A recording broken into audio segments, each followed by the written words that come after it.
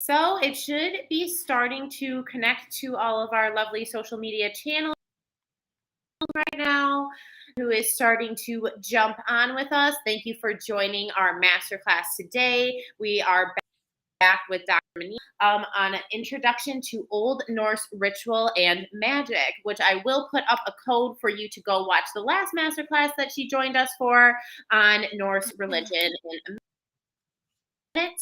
But as usual, we're going to go through background for the stream. First and foremost, what is SASA? SASA stands for Ancient Studies Alliance, to promote the study of the and engage with our human deeper past, building a grassroots movement through outreach, collaboration, accessibility. We work towards our goal of inspiring a wide, inclusive community of scholars, learners, and students. So, in short, absolutely everyone is welcome to engage with SASA.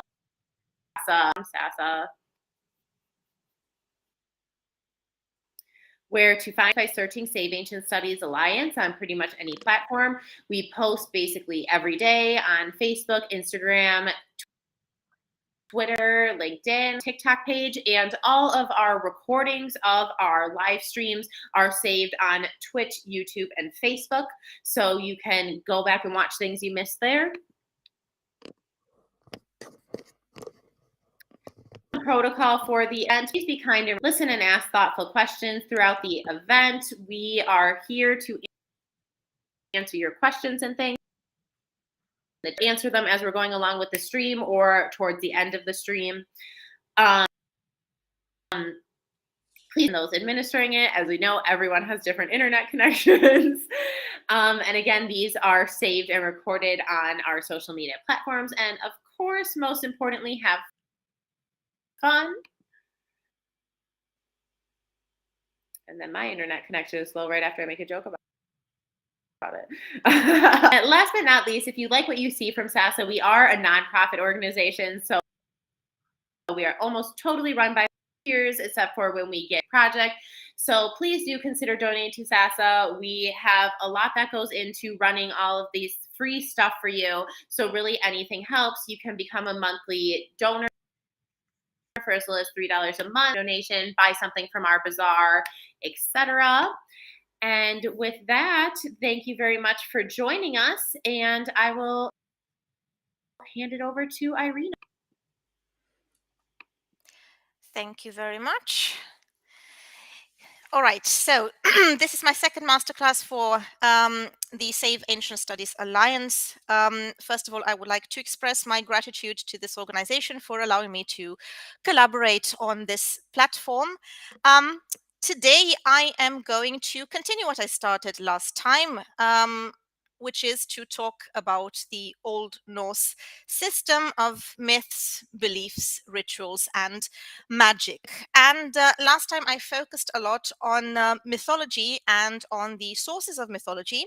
But today, and hopefully in the near future, I will continue with the topic of magic, because I think it's not really that well known, at least in comparison to mythology.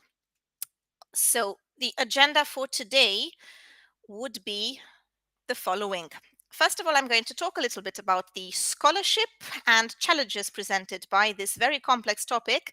Then I'm going to clarify the concept of Old Norse magic with a specific focus on the term of seiðr or seid. Then we're going to go a little bit through the sources of seid magic in Old Norse. And last but not least, we will be discussing who the people were who performed magic.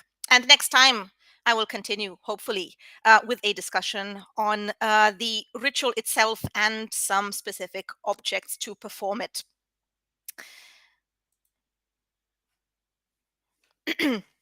The objective of this talk, and the objective, generally speaking, the objective of the talks in the future would be, therefore, to examine the concept of Old Norse magic, and very important to retrieve the possibility of having access to it. I mean by that, we have the question, which is more or less answered how much can we know about Old Norse magic and what sources do we have at our disposition and how reliable they are. And this will be in a framework of evaluation of the significance of sorcery in everyday life, in the everyday life of the Norse. So, how much can we relate Old Norse sorcery to the cultural and social context of the Viking Age? So, basically, we are aiming at an outline of a general pattern of understanding of the performance of magic and its main components. All right.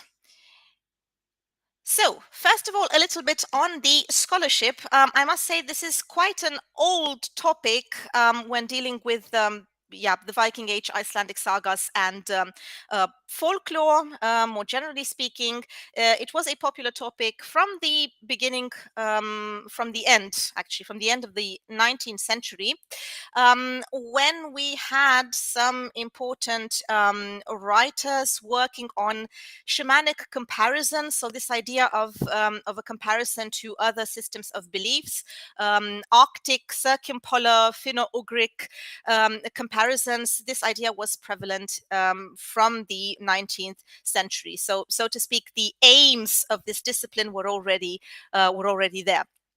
There have also been some attempts at classifying the different types of sorcerers. For example, we find in the sources, or classifying the performances.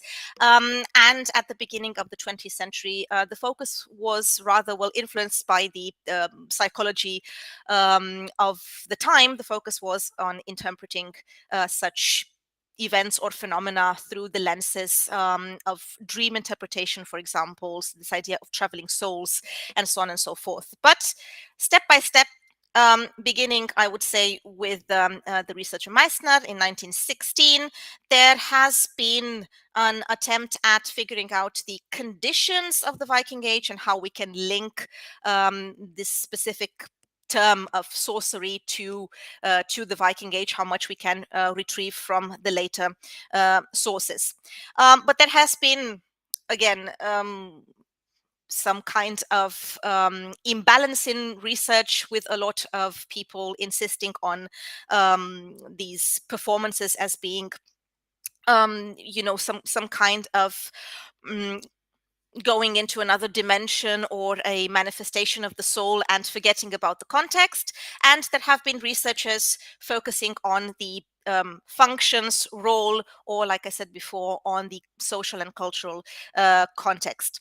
A very important researcher dealing with this, but who unfortunately, given his very close relationship to the National Socialists during World War II, Höfler wrote an impressive work dealing with ancient Nordic military ideology, and here he tried to integrate several aspects regarding magic or magical encounters, or this idea of secret societies, and so on and so forth, to pretty much propose a unified system of beliefs in the ancient Nordic world. This approach has been dropped. However, he did have a contribution in this direction, that he researched a lot about this aspect of sorcery. But like I said, he's not really that well known, or not well known anymore, due to his connections during National Socialism. In the 30s, there are also other researchers dealing with the topic. We have Strömbäck, for example, who wrote a systematic survey of Icelandic material in search of popular belief, and his work is until today one of the most important sources of Old Norse magic. We also have Olmarks writing also in the 30s, who insisted on this circumpolar perspective, and again we have the comparative studies rising up. And after World War II, I would say that there have been attempts to overview or reinterpret Old Norse magic with regard, for example, to the classification of supernatural beings, specifically supernatural female beings, which is also a major topic nowadays in the context of gender studies. Other important works that have been written in the meantime were, for example, the volumes of the Kulturhistorisk Lexikon för Nordisk Medeltid, so the lexicon for Norse, for the Norse Middle Ages, written between 56 and 78. And a couple of names I would like to mention, which are very important in this area of study, are, for example, Turvil Peter, who wrote some kind of treaty of formalized religion. We also have Buchholz and Dumézil. Dumézil was actually not in favor of the shamanistic approach of Old Norse religion. So this whole comparison to the Somi beliefs, but other researchers did focus on this aspect a little more, especially in the 90s. And we have two important names here, Clive Tolley and Terry Gunnell. Tolley had a major contribution with regard to Finno-Ugric practices and their relationship to Old Norse practices, and Terry Gunnell insisted on the idea of performance and festival, and on the fact that what is presented, for example, in the Old Norse sagas can be a reflection of older practices which have been preserved in these sagas. Nowadays, like I said, there are several directions with regard to this discipline. We have the gender perspective, for example, with insistence on the aspect of sexuality. And we have, again, the whole discussion rising up with regard to the integration of Scandinavian and Somi beliefs in some kind of organic structure. And the third direction, which I think is the most important, is to revive a little bit this idea of sorcery being a perceived reality and very close to the actual world people were living in. So this idea that sorcery and magic were not separated from the social and cultural context of the Viking Age, even though the sources can be quite problematic. So this would be like a very, very brief overview. Now, I mentioned at the very beginning that the basic concept when discussing Old Norse religion is Seidr. So what is Seidr? Well, this is actually a definition which can apply to magic from, not only from the Old Norse space, but generally speaking, from other cultural spaces as well. And I'm going to resort to the definition of Rudolf Simek here, with magic, or respectively Seidr in Old Norse, referring to a series of practices and mentalities with which the mechanisms of supernatural powers were set into motion. And etymologically speaking, there seems to be a connection to the idea of binding. So almost like binding the environment to yourself in order to control it in this sense. So we can say that Seidr would refer to a collective term for a complex of practices, and as examples we have divination, clairvoyance. We also have seeking out the hidden, healing the sick, controlling the weather, cursing an individual, inducing illness, injuring, maiming, even killing. And more than anything else, this idea of Seidr seems to have been an extension of the mind's faculties. So what you can do with your mind in order to influence the environment. And this idea is also, or can also be linked to the complex notion of the soul in Old Norse, which was also a collective of several, let's say, realities or dimensions or spirits. For example, you have the concept of fylgjur, which is something that it means those who follow you, but they were actually before you, the spirits going before you. So in this sense, Seidr would have also been this attempt at sending out a dimension of yourself in order to control somebody or something around you. And there is also a very strong, or there are also many strong hints at the fact that there has been a link to sexuality And this is found in a number of Seidr's other functions, as we shall see in the future, also connected to the idea of violence and war. But anyway, the people performing this kind of magic were somehow outside of the conventional norms of the Viking Age. So there was, okay, maybe I'm being a little anachronistic with this term, but there was a little bit of gender fluidity in this sense. Seidr is not the only term which we find in the sources. It is the term we will find most often, but there are also other types of magics. For example, Galder, Gander, Utiseta, and some rituals which we can group, generally speaking, as being Odinic, so from the god Odin. A little bit about each of these. Galder seems to have been related to singing, high-pitched singing. This is also suggested by a relative in the Swedish language nowadays, gjala, which is a verb meaning to crow or something like that. Anyway, it refers to several types of bird calls. And there is a suggestion that there was a special rhythm involved here. Think about incantations, for example. And we also have the meter in Old Norse poetry known as the Galdralag. So that is also related to this. It comes up a lot in combination with Seidr. So you're going to find the term Seidr, Galder in different sources, but it was seen, or it could have been rather seen, as a particular element in this larger complex of operations involving magical activities. Gander is another category here, and the basic sense seems to be simply magic, possibly intended to control or use the primal forces or something like that. We also have older references to this kind of magic. We have Diocasius, for example, writing in his Roman history about Ganna, who apparently was some kind of prophetess of a North Germanic tribe.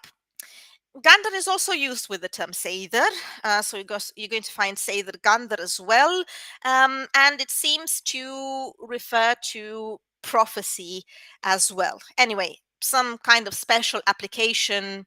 We can't really go into detail here for lack of sources.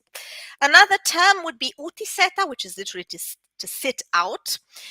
It doesn't seem to have been a type of magic in itself, but rather a ritual, and it probably had to do with the idea of communicating with the dead, because it involved sitting outside, especially at night, in a place magically charged, for example, at a burial mound or something like that, near a body of water as well, and you sat there in order to receive some kind of spiritual power. All right, and last but not least, we have let's classify them as Odinic. Generally speaking, these refer to the special skills the god Odin had at his disposition, and the main source for this is the poem Hovamol, the sayings of the High One. This is the second poem in the large collection of poems known as the Poetic Edda, and you have here a very large record of his powers, as well as a catalogue of runes of power. For example, this was all related to his eternal quest for magical knowledge. So, what can we remember from all this? First of all, that magic had different meaning than ritual, because ritual means that the relationship to the gods was an unequal one, because you had to be subservient and you had to worship in order for the gods to be to be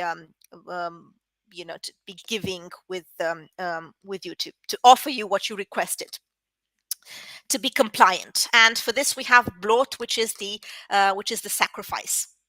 And secondly, magic Seidr served to actively influence and steer the environment or the supernatural beings for your own end. So it was your power, within your power or your responsibility as a sorcerer, to be able to find such forces and bind them to you, bind them to your will.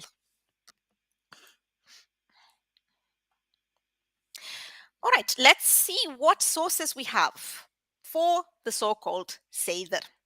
Well, of course, we have the eternal problem of the main sources discussing this being from a later date, being from the High Middle Ages.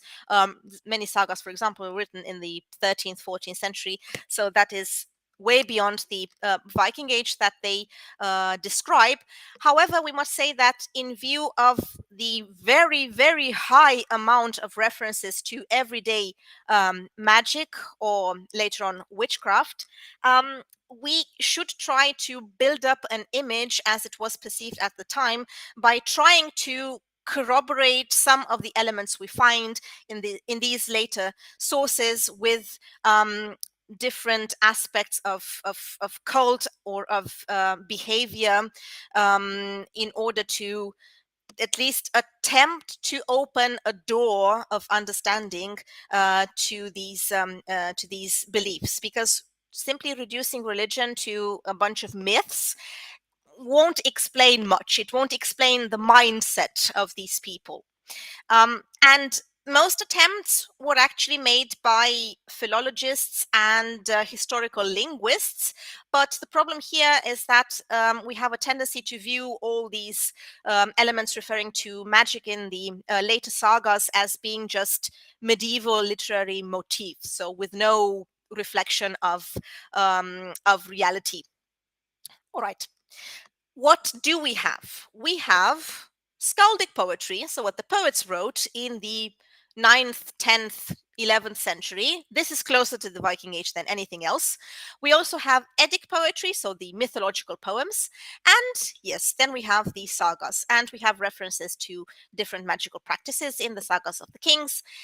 In the sagas of the Icelanders, especially, this is probably the most important source besides the what the poets wrote, because the sagas attempt to be a little more realistic than the other ones.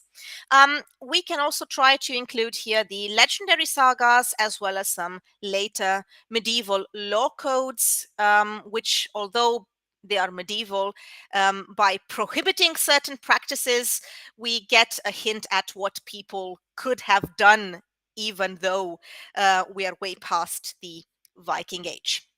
And I am going to briefly discuss each of these sources. So, for example, what do the poets tell us, or the poems? Well, we have here a couple of references. We have a poet by the name of Vidgeir Seidmaður, so he himself called himself a sorcerer, because Seidmaður means a sorcerer, and he wrote a Lausavisa or Lausavisa in modern pronunciation around the year 900. Then we have Sigurdardrópa, which was a poem composed by Kormakr, and he alludes here at a myth regarding Odin's rape of a giantess called Rindr, achieved by means of magic. We have further poems. Lausavisur, we have one written by the famous Egil Skallagrimsson, and this is a little bit problematic because it mentions the town of Lund, of doing something in the town of Lund involving magic, but this town wasn't in existence in the early 10th century when the poem was dated. So yeah, each of these sources has a little bit of a problem, either chronological or geographical or whatever. So we need to bear that in mind as well. Right, and we also have a poet called Eiríkur Fitsjá, who wrote a poem where he uses the so-called kenningar, the complex Old Norse metaphors, and he talks, for example, about destructions, Seidr or Fjolnir, with Fjolnir being one of the many names of Odin. And speaking of metaphors, we also have an example from Håkonarkvíða, written by Sturla Þórðarson in the later 13th century, and he uses the term sword seidr, probably referring to some kind of battle magic, and he parallels Egid's metaphors used in his poem. In Eddic poetry, so Eddic poetry refers to the mythological and heroic poems comprised basically in the Codex Regius. That would be the main source, the main manuscript, but there is also the Hauksbok manuscript with more or less the same content. But the first poem, the prophecy of the Seeress, the Voluspor, has some differences if we compare both manuscripts. Either way, we have, for example, in stanza 22, something I find very relevant. It is a reference to a prophetess, a sorceress called Heather, Heather being a name also used in general to speak of prophetesses, so not necessarily a character. And the stanza goes like this. I will try to translate it directly. So they called her the bright Heather, and whenever she came to somebody's home, she would prophesize in a pleasant way. She would charm with spells, and she made magic. So Seidr in the text, whenever she could, she played with minds using Seidr, and she was always a favorite among wicked women. So you can see that there is a little bit of a negative connotation. Seeresses were not so they had a very high social status, but at the same time, we can say that there was a warning regarding them, not to trust them too much. That's why we have here the term wicked. And this kind of reference you can find in a very funny poem, by the way. This is the Flighting of Loki, the truth telling of Loki. It's basically a poem where the god Loki insults everyone he meets. And this negative connotation of magic you can also find here, but in a more specific context. So he criticizes Odin in stanza 24 of the poem, and he says that he performed magic, say that on the island of Samsø, which is an island with a highly magical connotation. And he said he tapped on a vet, which might be a drum. We're not very sure what this object was. Might have been a bucket or something like that. And he did that like a volur, like a prophet, like a prophetess, like a sorceress, and this was a very unmanly thing to do. And in the last two lines, he specifically says that he went over the world of men, and I thought that would be arger behavior. So that should be considered arger behavior. Arger was a highly offensive term to use for a man man, because it involved the fact that somebody was effeminate. So this idea of performing magic, at least with reference to men, had a little bit of a negative outline. But if you're talking about a god, somebody like Odin, even though he paid this price of being considered unmanly, I would say the gains were much higher because he had access to knowledge nobody else had. So you need to pay the price in order to obtain knowledge. But anyway, I will come back to this aspect of sexuality a little later. Speaking of Odin, we have a very large fragment describing his abilities and what he can do in Ynglinga Saga, which is the first story from the history of the kings of Norway from Heimskringla. This was a book written by author and chieftain Snorri Sturluson, and Snorri basically describes how magic was used by Odin, and he tries to explain why magic was his most important gift or trait. And among other things, he says that Odin could change his shape. The term for shape being hammer, speaking about the soul and its many dimensions or components. And he did that when his body would lie there as if asleep or dead. He could also turn himself into a bird or an animal. He would travel in an instant to far off lands. He was also able to extinguish fires, to calm the sea, to turn the winds wherever he wished. He also had with him the ship known as Skuld Verdandi, meaning something like built from the pieces of thin wood with which he sailed over great seas. He also had with him Mimir's head, a magical talking head telling him a lot of news from other worlds. At times, he would wake up the dead men out of the ground or sit beneath the hanged. He was also called for that reason the Lord of the Hanged. He also had two ravens, which he endowed with the power of speech, and they flew far over the land and told him many tidings. And in this way, he became very wise. And all of these skills he taught with runes and those chants that are called the Galdrar.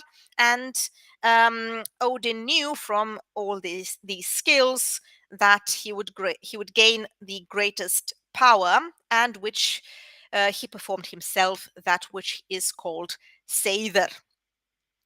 All right, so basically, this text is crucial in the study of Seidr as it provides a great deal of detail and also an orientation for the rituals, the social orientation for the rituals.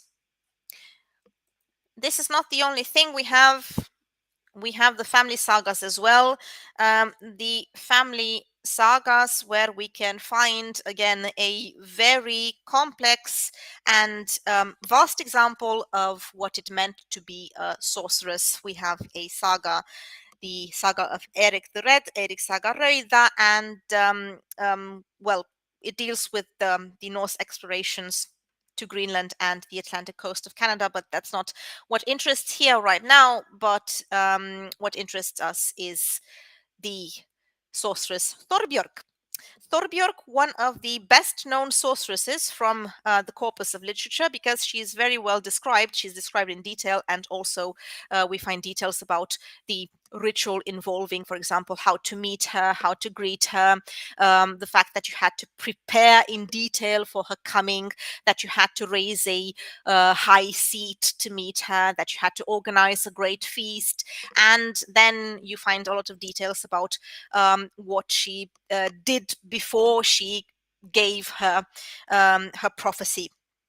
We also find a lot of details about the way she was dressed. So let me quote a little bit from the text.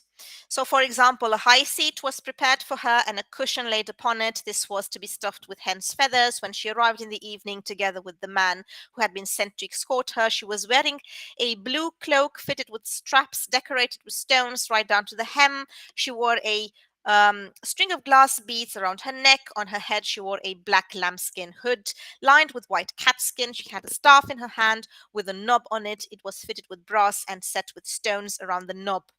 Around her waist, she had a belt of tinder wood, on which there was a large leather pouch. In it, she kept the charms, the so-called tauver, and she used them for her sorcery. She had hairy calfskin shoes on her feet with long sturdy laces, great knobs of tin on the end. On her hands, she wore catskin gloves, which were white inside and furry. When she came in, everyone was supposed to offer her respectful greetings, which she received according to her opinion of each person. And then the text goes on to say that the farmer Thorkel really needed her help because they were suffering from crop failures and a famine.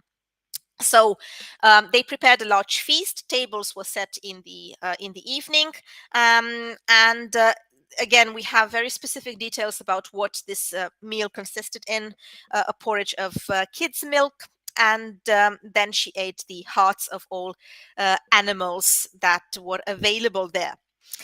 All right, later on, she was provided with the tools to perform her Seidr, and she also asked for women who knew the charms necessary to carry out the Seidr. And she had difficulty in finding these women, and in the end, there is a woman called Gudrid who, despite being a Christian, says that she does remember what she learned a while ago, and she could help with performing the ritual. And eventually, after performing the ritual, so Gudrid and um, chants these charms, and then there was a gathering of women around this high seat of the prophetess, then the prophetess sent out for her spirits, says the text, and eventually she can carry out the prophecy, and she tells Thorkel that the famine would not last much longer. And afterwards, the people went to this wise woman and each asked what they were most concerned to know. But then again, Thorbjörg did not spend a lot of time here. She was traveling a lot, and this is also a common theme we find with many sorceresses: the fact that they're traveling from farm to farm, from house to house, and a lot of what they're doing also depends on the hospitality of the people she meets. So this was from the saga of Erik the Red. There are also other examples. I'll go into that a little later.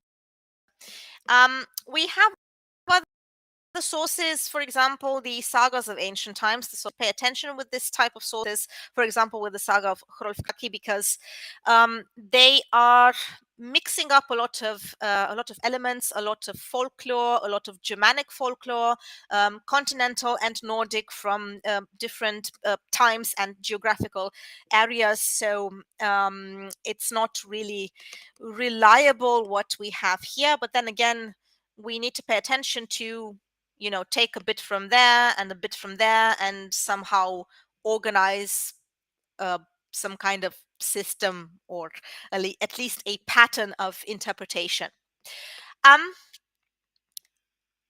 We also have, besides the saga of Hrolfkaki, we have examples of sorcery in the saga of the Volsungs, in other sagas, such as the sagas of Arrow-Odd and so on and so forth, the saga of Halfdan. There are pretty... there is quite a lot of these.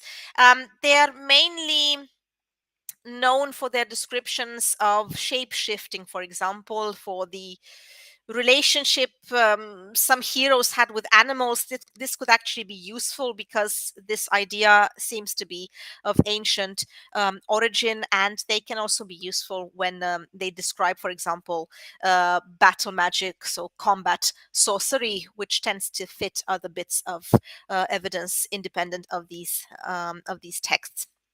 We have a couple of law codes from the 13th century, for example, or later, describing punishments for people dealing with magic. In the Gulathing, for example, it is said that there are punishments for raising trolls by sorcery, and generally speaking, any person who sits outside attempting to make sorcery is a person who should be accused of heathenism.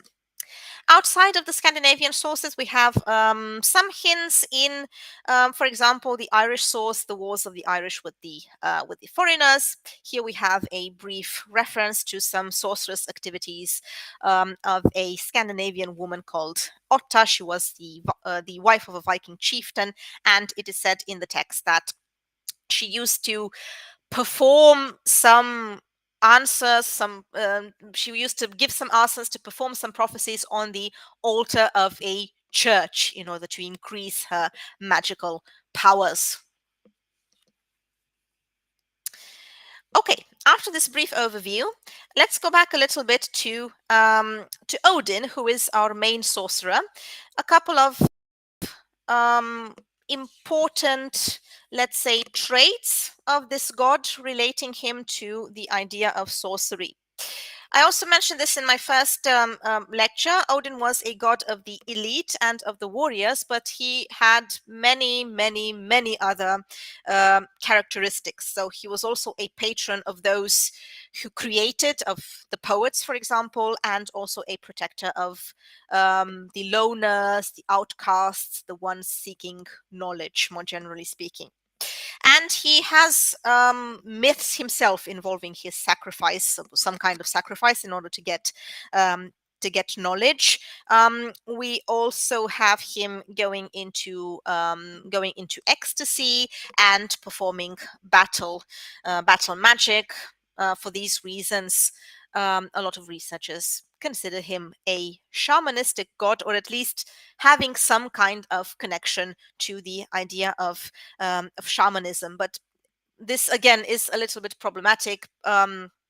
We should have a closer look at how much of a trance, how much we can consider him a god of trance or of ecstasy. Right. In the poem Sonatorek, written by Egil Skallagrimsson, we catch a glimpse of this idea of the god being able to provide access to greater knowledge, but with a great price. This is a poem Egil wrote after one of his sons was dead, and initially he wanted to starve himself to death, but upon the request of his daughter, he decides to write a poem about this instead. And he figures out, as he was writing the poem, he figured out that the god has opened in him the deepest skills of poetry. And although he paid the price of having to lose a son, what he gained instead was far greater, because he had now access to the flawless art of poetry, thanks to Odin. So this is one more example of this ambivalence of the god, and the terrible beauty of the gifts of Odin. All right, with regard to Ynglinga Saga, from which I quoted you before, we have different divergent opinions. There are some researchers who consider that this bit is actually a rational approach, or a too systematic approach of all these traits of the god, and they should not be taken as such. It is far away from a historical explanation of the god. Well, while there is no doubt that Snorri for sure invented a lot of stuff in his description, if we examine this description of Odin's magical skills, we can still corroborate some of these skills with what we can find in other sources. So what we can find, let's say we can group in two categories. These were the categories proposed by Neil Price in his book, The Viking Way. So we have the idea of shape shifting, for example, of spiritual traveling or traveling in animal form, conversation with people in their graves, various forms of helping spirits, for example, the ravens or the head of Mim. And we have the category referring to Seidh, mostly related to divination and also to manipulation, to inflicting misfortune to the others, including injuring and killing, inducing weakness, confusion, and this type of magic when you want to control a lot of the environment and try to determine others to do your bidding, was considered to be shameful to men. Mentioned it before, it was called ergi, so it came with this kind of looking down upon you if you performed such a thing. But then again, it was worth it, because you had control over a lot of things, and Odin seems to have no problem with that. Revealing the hidden and binding are also two topics which appear, for example, a lot in the poem I quoted before, in the Havamal, the sayings of the High One. We find here the theme of the acquisition of supernatural power, where he learns, for example, 9 mighty songs. He also drinks the mead of poetry, again, in order to access higher knowledge. And generally speaking, he tends to do whatever he can, including self-sacrifice, in order to prosper and to increase his knowledge.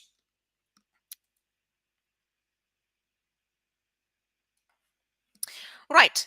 So if we look at all the sources, we can conclude that sorcery is present in almost all aspects of the god. So from this idea of supernatural abilities to the idea of communicating with the dead, or trying to communicate with the dead in order to gain access to what is hidden. So Odin is a god who wants revelation with any price, and he even wakes up a dead Volva, a dead sorceress, in the poem Voluspo, the first poem of the Poetic Edda, and is prepared to run terrible risks so that he can seek knowledge.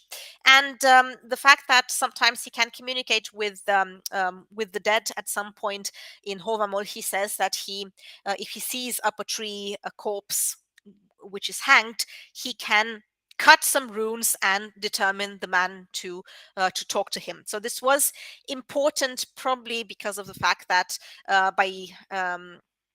by doing this, he crossed the border to another world, and the dead possessed knowledge Odin did not possess. So again, we have this whole idea of using magic in order to reveal the hidden, and this idea of manipulating those around you to gain knowledge. And this um, manipulation of events is also reflected in the fact that, for example, when he creates conflict, he tends to take the best of his warriors, the best of his heroes, with him to serve him in Valhall, and await with him the great battle at the end of the world, the Ragnarok. And we have a couple of examples here: Sigurd from the Volsunga saga, as well as Sigmund Sinfjotli from the same saga, and also the hero Starkad appearing in several sagas. So Odin was also an agent of destruction. We should not forget that.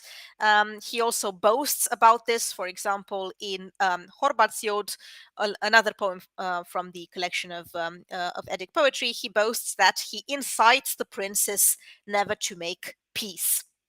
So all these experiences with Odin as a warrior, poet, sorcerer, and so on and so forth, are experiences that defy the ordinary, and they revolve around this idea of initiation on the one hand and destruction on the other hand, which might lead us to interpret him in this shamanistic key.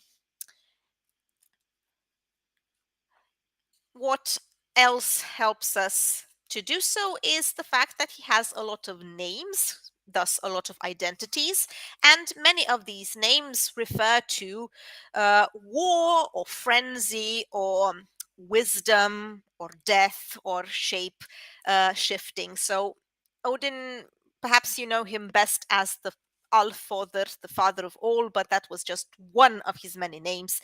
He is also called the advisor, the much wise, the shield shaker, the spear lord or the spear god, the army father or the army blind, the battle wolf, the victory protector.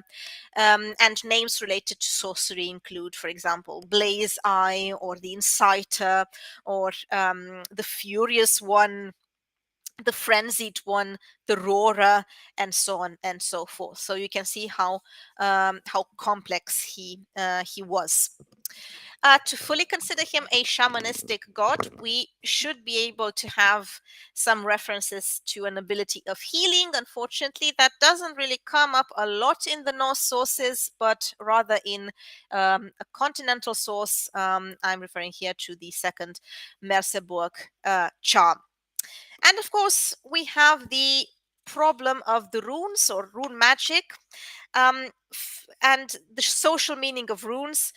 So we said before that Odin uses runes in order to achieve greater knowledge, but in themselves, I will not go into very much detail here, but in themselves, runes, the idea that runes were imbued with some kind of arcane power is actually a later one, from stemming from the later Middle Ages, and it's very difficult to say or to prove that runes in themselves were magical symbols. Of course, you could use runes to write charms, for example. The hero Egil does so himself, and again, we have this idea of sacrifice.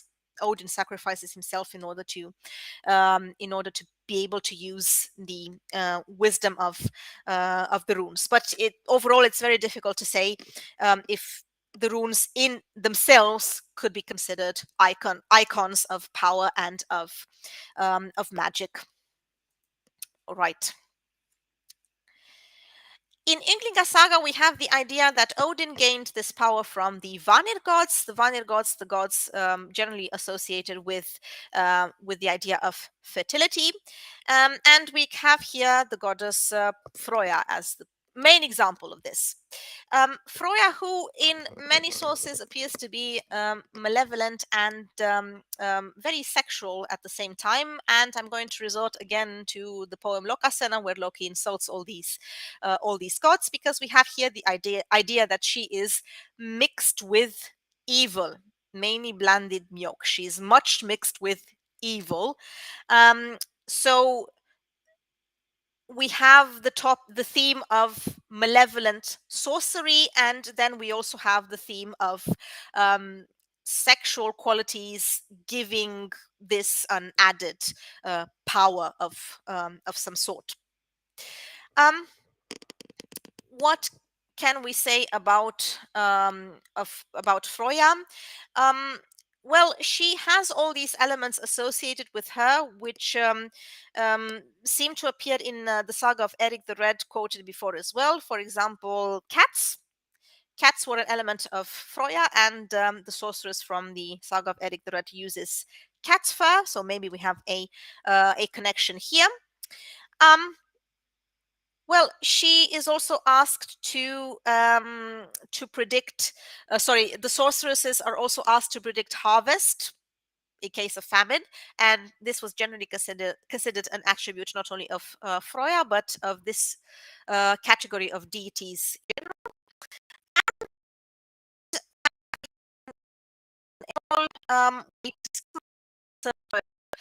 Is a woman place, and the servant uses a magic. A lot of similarities with the god Odin. For example, the fact both involved in war, war for half of us. We don't know for sure whether her hall, the Folkvanger, was part of Valhall, or whether it was something separate, or whether it was something only for men, or perhaps also women went there. It's very difficult to know, but at any rate, there seems to be a connection between her and violence as well, so aggression. And both with Freya and Odin, we can see that there is potential for shape shifting. She has a bunch of wings, for example. Loki himself uses in some myths. Right. So after discussing the gods and what gods were mostly related to magic, to sorcery, I think we should look a little bit at who performed the magic. I mean by this, other than the gods. So let's say more common people. And first of all, we're going to look at the women, because most references seem to be about women. Although, like I said, men could perform it too, but they had to bear this attribute of arger, of effeminate, as well. So we have an interesting study from the 90s, women in Old Norse society, as well as Old Norse images of women. And here we have the idea put forward by Scandinavian American scholar Jenny Johans, who said that we have two types of women when we discuss about sagas. First of all, we have the real women involved in, I don't know, household activities of some sort. And then we have a literary ideal. Here we can include the shield maidens as well. Um, Now, it's a matter of debate whether the roles assigned to women in Old Norse texts reflect some kind of male fantasy, or they preserved some roots of Viking age reality. But even, let's say, in worst case scenario, even if this was some kind of fantasy, it would have still said something to us about the perception of women, and this perception would have been more or less separated from the so-called real world. So for that matter, I think it would still be relevant to investigate what kind of women are present in these texts. Exactly. So we also have a couple of references in older texts, by the way, of references to prophetesses doing something important, doing something, well, essentially manipulative but important. We have in Tacitus, Diocasius, and Strabo. We also have some names that survives. For example, the prophetess Veleda. And also further examples of objects. They used staffs mainly.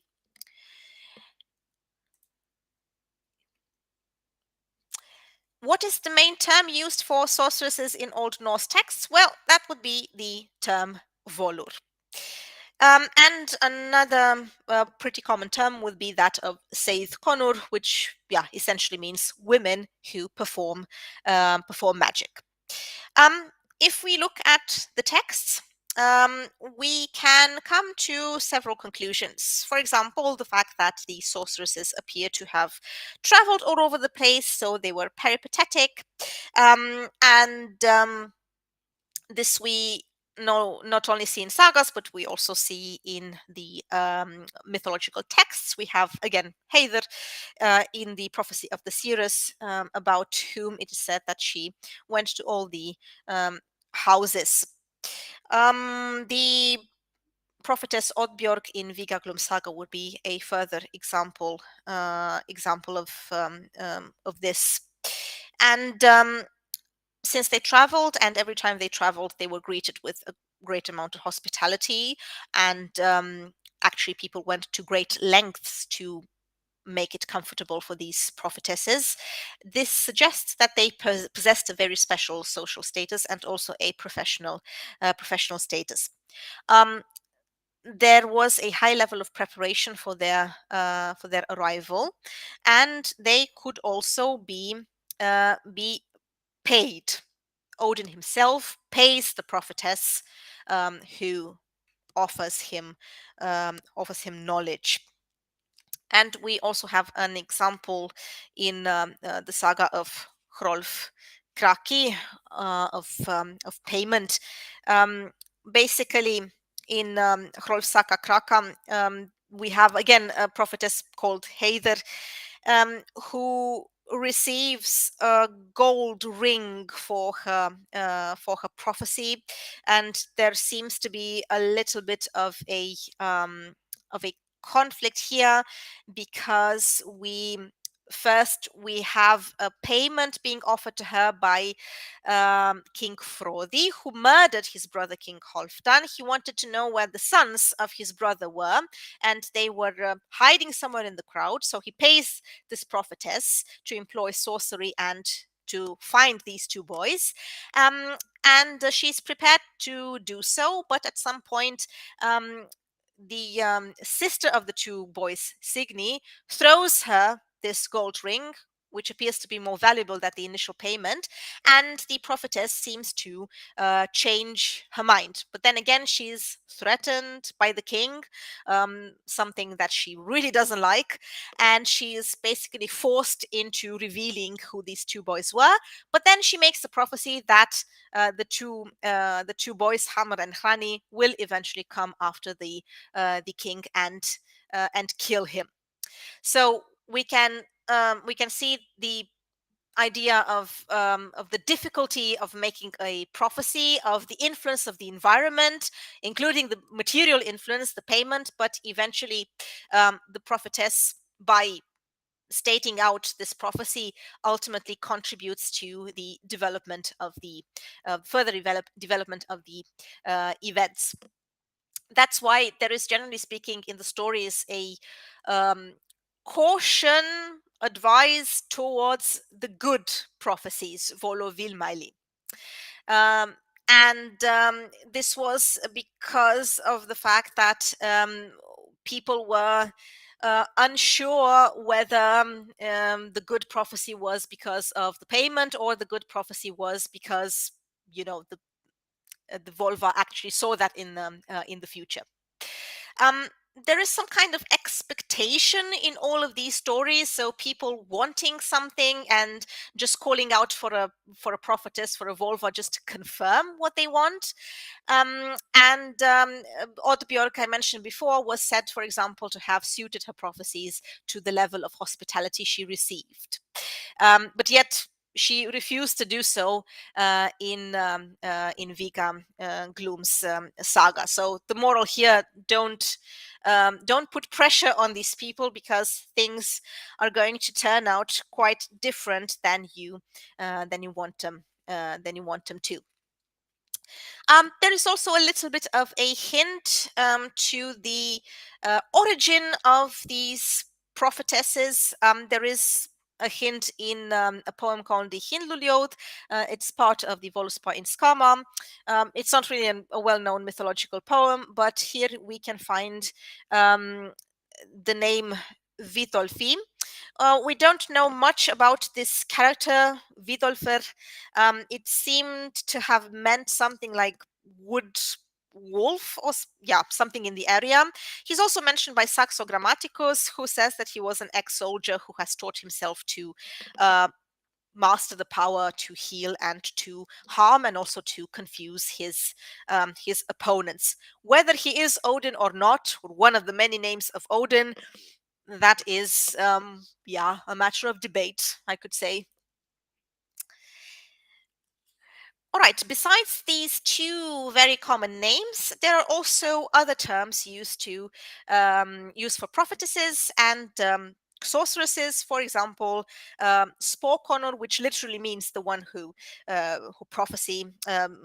gives a prophecy woman or prophecy wife, as well as a related term, Spåmöja. This would be the prophecy maiden, and Spåkona, the prophecy woman. So at any rate, something related to prophecy, which is very strange, because every time we find this term, they're not really giving prophecies, but they're doing some kind of unspecified sorcery, perhaps sending an aspect of themselves somewhere in order to manipulate something. And they also seem to be associated more or less with this term volur, so involved in some kind of seidr ritual. Heiðr, I mentioned before, it's again a personal and a generic name for sorceresses. There seems to be a link to the very far north, or at least a hint at that. The etymology also seems to be very interesting for this word, because the term is related to the word heathen, and this points us into the direction of something uninhabited, maybe a land which is far away and unenclosed. So this idea of old boundaries that prophetesses have the power to overcome. Then again, in some contexts it might also have to do with light and radiance. And more generic terms, we have, for example, Galdrakonur, so yeah, magical women performing magic, generally speaking, or uh, yeah, if you will, witches. Visendakonur just means women who know a lot, and something derived from a masculine noun, as a matter of fact, and a very problematic word would be Vitka, some kind of sorceress, and it might have something to do with a name mentioned by Saxo for Odin in a female disguise. So perhaps it was a term that referred to both sexes. Now, nothing is really known about the special rituals involved here, at any rate.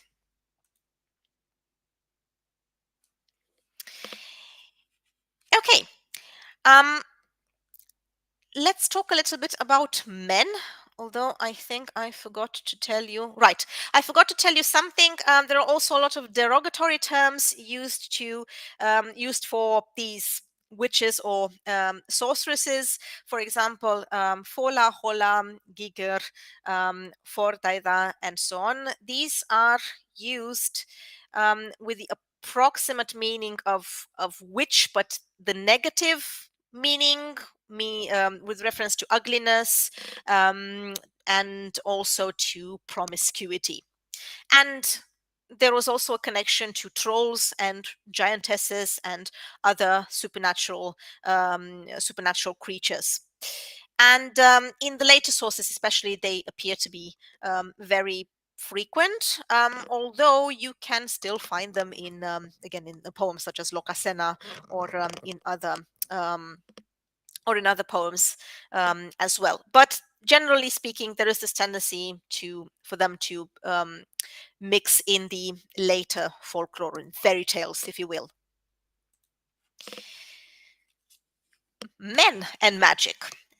Did men also play a role here? Yes, they did. They were also able to perform magic, and they also got paid for it. So again, we can talk a little bit about a professional category with men as well. But the practice was socially problematic. Yeah, so that doesn't mean that these magical activities were known to the community. On the contrary, I think they were very well known in the community. And the most common term to use for such a person was that of Seidh mother. Although mother, generally speaking, it's just human. It means human, but contextually, the reference is first and foremost to men. We have Thorgrimur, for example, in a saga called Gisla Saga Sursanar, who is paid for performing a ritual that attracted a particular large amount of ergin. We also have some examples of people hired to change a man's appearance. And these people could also have their origins in the high class. Now, they were not only people from the lower classes. We have a famous example from the saga of Harold Fairhair. Here we have somebody called Ragnvald. He is one of the sons of Harald. He is one of the sons of Harald by a sorceress from the north, a Sami sorceress, and he also has a great following of Seidhmen, so some kind of assistants. And this reference is actually a very old one, because we find it in a poem from the year 900 by this poet who also called himself a sorcerer Vidgeir. And this shows us that the story was definitely old and most probably from the Viking Age.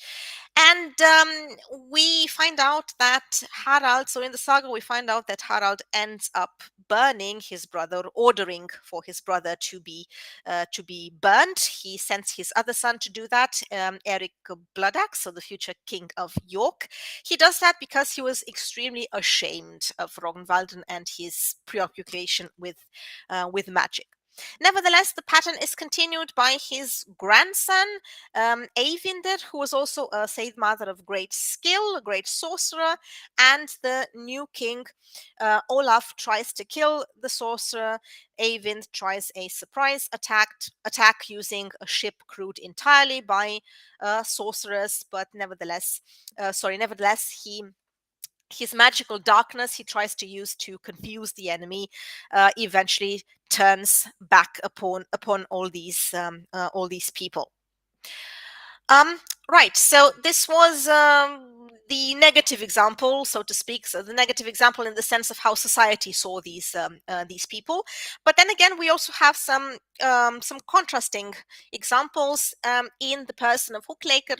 Yeah, he was a king recorded in Ynglinga Saga, the semi-legendary story of Ynglinga Saga, and it is said about this king that he also had a very large retinue of sorcerers specialized in all kinds of areas and all kinds of manners, and the same is true in the saga of Bart from Snæfellsnes, where we have an envoy of King Olaf Tryggvason, who employs two sorcerers to accompany him on a mission to retrieve some objects from a royal grave.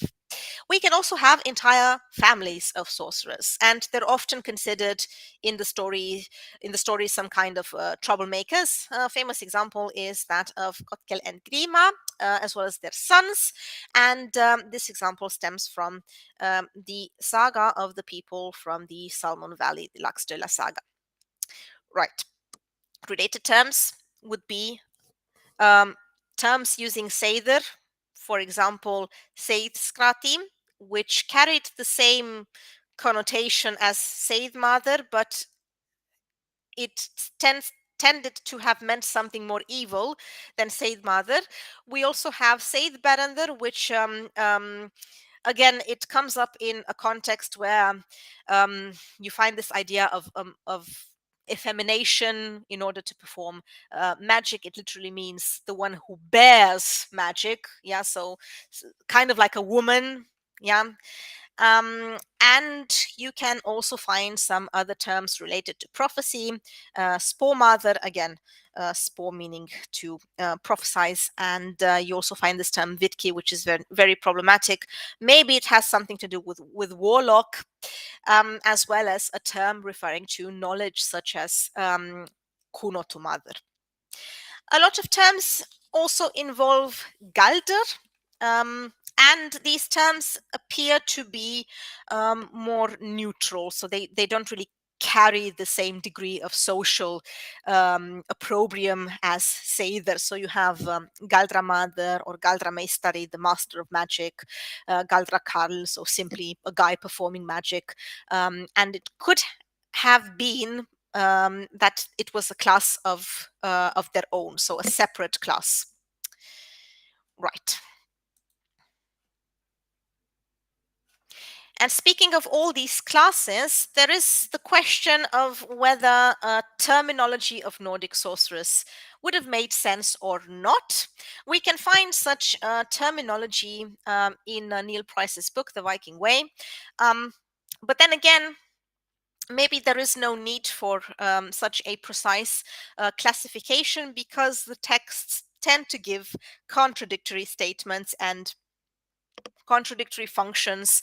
The concepts tend to be a little mixed up. Then again, structuring all these terms also seems to be useful in order to see exactly what kind of ritual or what kind of performance these people were dealing with and were involved in. But then again, we mustn't rely too much on the difference between these different terms. After all this discussion on the texts, the question remains of whether we can corroborate the textual sources with the archaeological sources. Well, we can find at most potential candidates. Potential candidates we can consider sorcerers or prophetesses or something of the sort. And for this, we have either individual objects, which could be seen as sorcery tools, or we can have potential sorcerers classified as such based on, for example, an unusual mortuary behavior. By objects, we mean here, for example, hammers or amulets or miniature chairs, staffs, especially staffs, narcotics, or other objects such as sickles and so on and so forth. So, for example, staffs, we have quite a big record of staffs, either iron staffs or wooden staffs, but of course the iron staffs were the ones preserved, and we have 26 iron staffs in Viking Age burials, and 12 have been found, well, across the same region, but and they are stray finds. We also have a couple of staffs outside of Scandinavia. The problem with them is that their function tends to be a little unclear. So you have to look at the whole context, the general assemblage of these objects and how they can relate to one another. And then again, we have, of course, the problem of bad preservation, either bad preservation or the fact that they were badly recorded, because many of these graves, they were excavated in the 19th century, for example. Somebody made a record or a drawing of what they found in that grave, but then the grave was disturbed in one way or another, and you can't really make much out of it anymore. But I would offer you 4 examples of such graves, which can be, candidates, potential candidates to the status of sorcerer. So we're going to look briefly at the chamber graves, two chamber graves from Birka. There's 4 of them actually, and then we're going to look at the grave from Firkat and the grave from Oseberg, and last but not least, I'm also going to show you a couple of interesting objects found in Aska. All right. So we have, first of all, the Birka chamber grave 660 from Uppland in Sweden, from Björkö. It's a large chamber grave containing probably a female inhumation. The location within the cemetery seems to be north of the hill fort. Of course, these conclusions, as well as the later drawings, come from excavation diaries which stem from the 19th century. The graves seem to have had some post holes of unknown function, whether they had any function at all, and of the skeleton only the teeth remained. So any sex determinations are made through artifactual associations alone. And speaking of artifacts, it's a very interesting grave. We can find a lot of stuff here potentially connected, if we look at the whole picture, potentially connected to some kind of sorcery or some kind of higher function of this person. For example, we have a silver threaded silk band around her head. We have oval brooches. We have a thin silver chain, perhaps strung on the right hand. We have a necklace of 28 beads. Interestingly, we also have a silver granulated crucifix. That doesn't automatically mean that the person was Christian. And it had been probably strung with the beads or perhaps attached to another silver chain. And we also have a clear glass bead strung on a ring of gold wire found near the woman's teeth. We also find here a belt with a couple of small objects such as an ear spoon, iron scissors, a pendant, apparently of Eastern origin, a whetstone, and an iron knife. And most importantly, we find across the woman's body, just below the waist, the iron staff.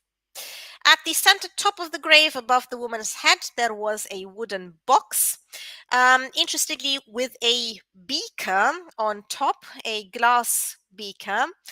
And in the western corner of the grave, you can see that in the picture as well, resting on the filled-in hole, there was a small ceramic vessel. So maybe these holes were more than just, structures of the grave, after all. And there is also a large wooden bucket in the grave. Um, Now, speaking of the cross could also be interpreted as an object of spiritual power, so something that would augment the powers you already have. There have been similar findings in Jylland in Denmark as well, for example. The dating is in the early 900s, at latest the late 900s.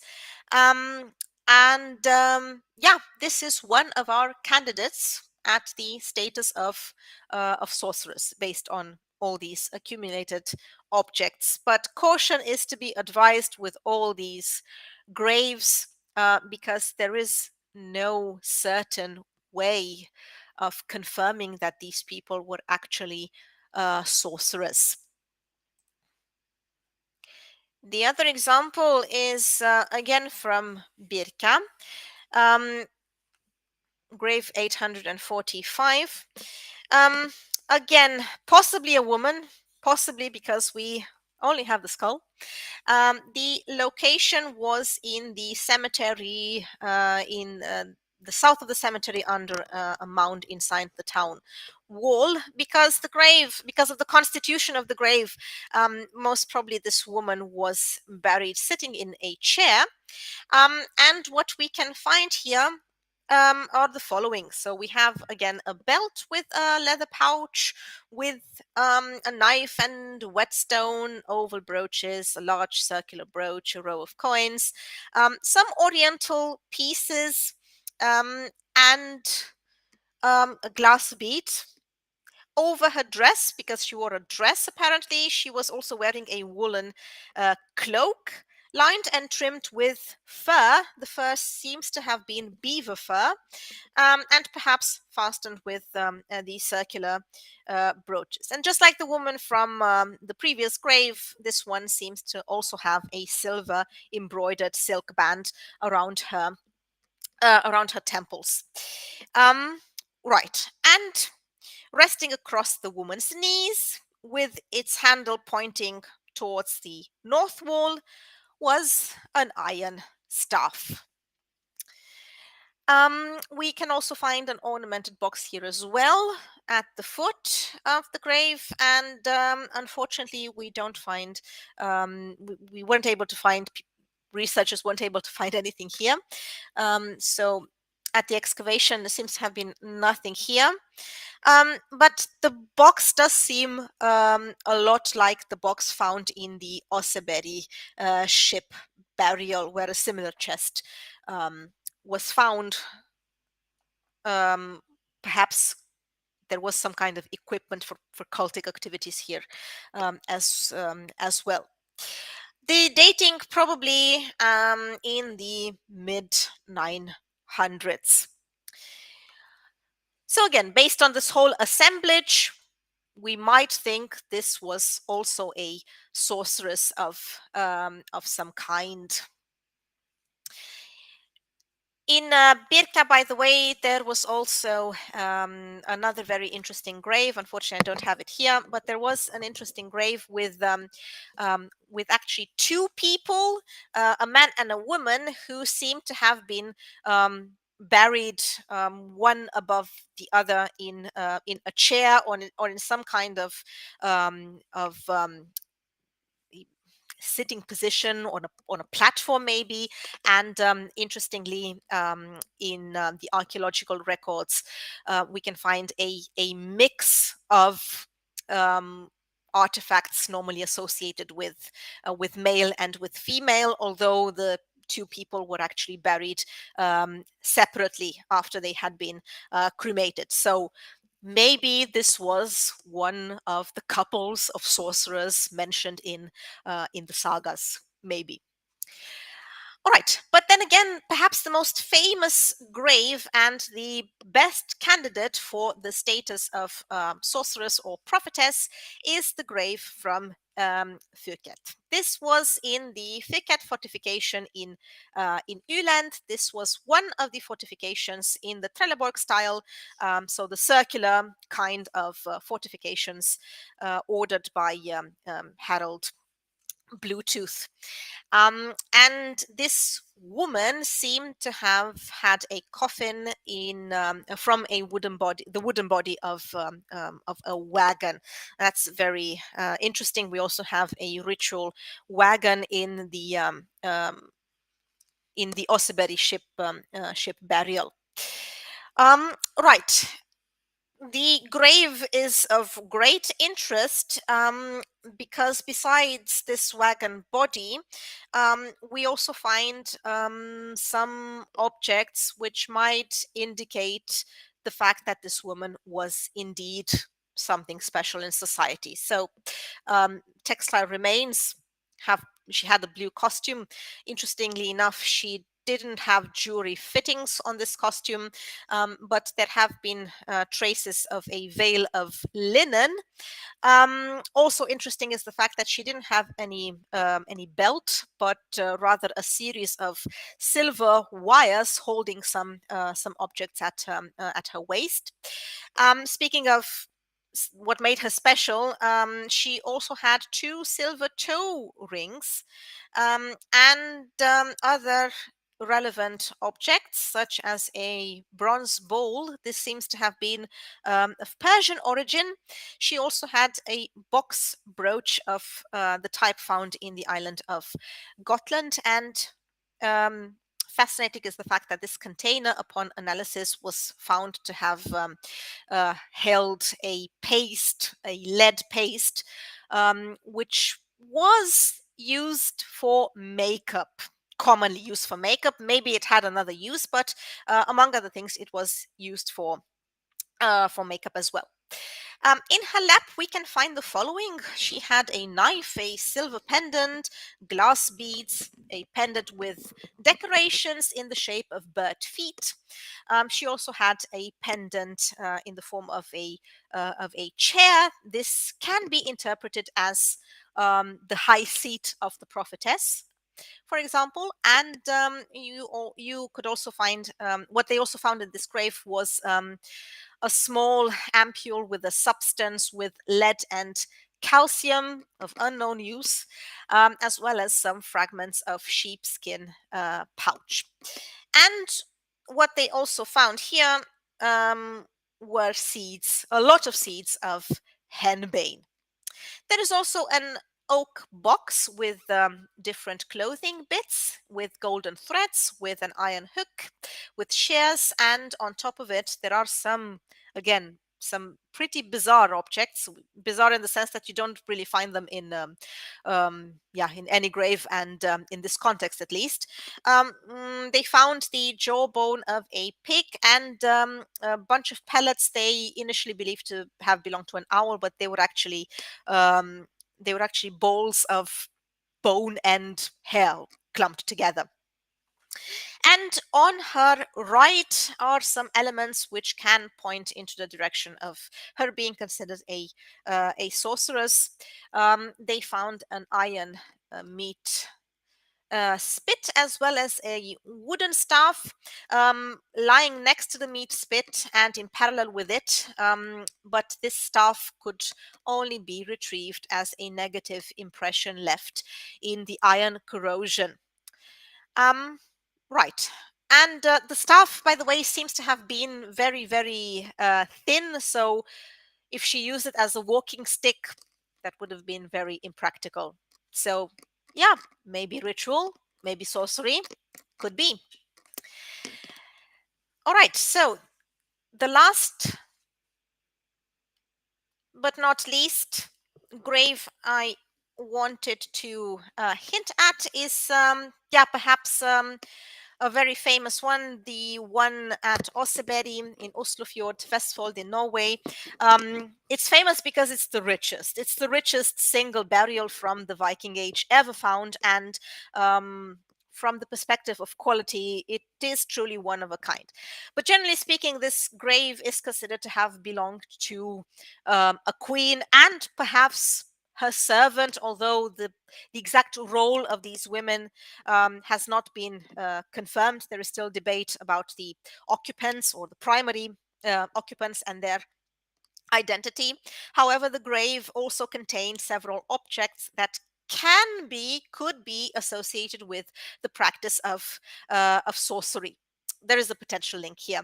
If we refer to the tapestries, for example, and what is represented on the tapestries, because they include some elements relating to the worship of Freya and Odin, and they also relate to the topic of sacrifice. We can find here images of hanging men in a tree. This is the classical motif of Odinic sacrifice, and there are also women who seem to be going beneath a tree holding raised swords, and we also have some characters who seem to have been involved in some kind of shape shifting. We have armed men apparently wearing animal skins, and some curious figures who may be women using the heads of birds and boars. So we have all these motifs of sexuality, violence, transformation combined, which altogether could hint at the practice of sorcery. And this is further hinted at by the fact that Oseberg actually means the hill of the gods, the hill of the Aesir. So this would imply some kind of cultic function, although that's not confirmed. Right. And other elements going into the same direction would include the iron-studded chest with a couple of interesting artifacts, such as the iron lamps, also depicted on this tapestry. We can also find a staff here, and we can also find seeds of cannabis. Besides that, the grave also contains animal head posts, and the wooden wagon has some cats represented on it, cats being the animals of Freya. So the question that arises here is, perhaps this material we find in the grave was the material needed to reenact the whole scene depicted on the tapestry. So maybe the whole thing needs a little bit of reinterpretation in this key. All right, and in other graves, such as Aska and Klinta from Sweden, we find some figurines with unidentified purposes, but either way, these are rare finds, and because they are rare finds, we tend to consider them in some way related to cult or to magic. So, for example, we have this female figurine from Aska, seemingly related to fertility. Maybe she's Freya, maybe she's just a pregnant woman. Either way, it's a pendant with a female figurine. And in the grave of the person, there was also an iron staff, and in the same grave there was also another interesting pendant, this head pendant, which may be a reference to the talking head of Odin, the head of Mimir, the one he uses to ask important questions about the world. And from Klinta, we have an interesting pendant depicting what seems to be a kneeling man, perhaps also engaged in some kind of ritual. All right. From all the sources I've used, if you're interested in the topic, I would highly recommend the book written by Neil Price, The Viking Way, Religion and War in Late Iron Age Scandinavia. Besides that, Ellis Davidson wrote a couple of books on myths, symbols, Scandinavian mythology, pagan Europe in general, and Ursula Dronke has very interesting commentaries about the Eddic poetry for further research. Thank you very much for having the patience to listen to me. I hope you found out interesting stuff about Old Norse magic. And if you're still interested, next time I will continue my discussion on objects this time, for example, the iron staffs found in these graves and how they can be interpreted. And I would also like to delve into the problem of gender and sexuality. Thank you.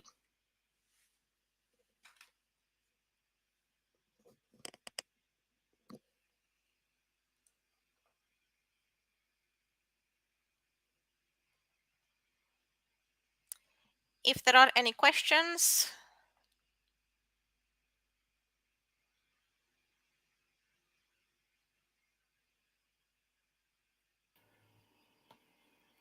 Sorry, I just walked away from my computer for a little bit and was listening in the background, but thank you so much, Irina. This was great listening in the background. It's very interesting. My boyfriend's like asking me stuff about it. I'm like, I know things about classic. Thank you so much for coming on and doing this. It was great. My To pleasure. everyone who's watching it, it will be recorded, or sorry, it is recorded and saved on social media platforms. Go. This QR code is for the last masterclass that Irina did with us. So it is saved on YouTube if you want to find it there. And look out for her coming back on during our Halloween Bash fundraiser at the end of October, but probably even sooner than that. So yes, I will be coming back with Viking zombies. It should be interesting. I didn't know that. Okay, yay. Super exciting. So come back for Viking ghosts and zombies. Yes. Okay, love it. Okay, well, thank you all so much, and we will see you next time. Bye. See you next time. Have a good one.